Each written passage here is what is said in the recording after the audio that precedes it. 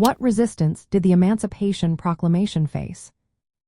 Imagine trying to change the rules of a game that many players want to keep the same. That's what President Abraham Lincoln faced when he issued the Emancipation Proclamation in 1863. This was a bold move to free enslaved black people in the Confederate States. But it wasn't easy or welcomed everywhere. Many groups pushed back hard against it. Some of the strongest resistance came from border states like Missouri and Kentucky. These states were part of the Union but had many enslaved people and wanted to stay neutral or keep slavery. Leaders in these states worried that the proclamation was an overreach of presidential power. They feared it could lead to chaos or even threaten their own economies. Some Unionists in these states criticized Lincoln, saying he was acting outside his authority. Meanwhile, in the North, a political group called the Copperhead Democrats opposed the move. They didn't want the Civil War to focus on ending slavery. They believed it was unconstitutional and dangerous. They argued that freeing enslaved black people would cause violence and social disorder.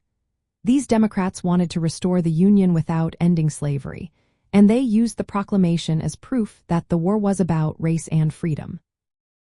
Even among many Northerners who supported the war, the main goal was often to keep the Union together, not to abolish slavery. This made it hard to get full support for emancipation. Many people still held racist beliefs and didn't want black Americans to have equal rights.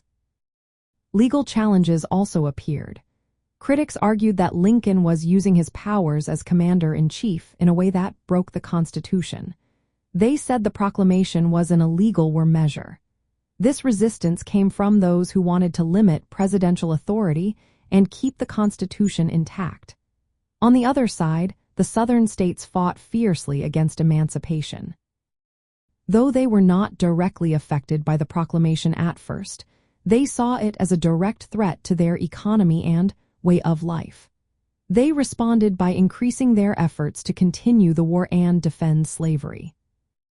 Despite all this opposition, the Emancipation Proclamation was a turning point. It changed the focus of the Civil War and helped black Americans see a future of freedom. It also allowed black men to join the Union Army, fighting for their own liberation. The resistance to it shows how difficult it was to change deeply rooted ideas and systems. But through perseverance, the proclamation became a key step toward ending slavery and recognizing black Americans' rights.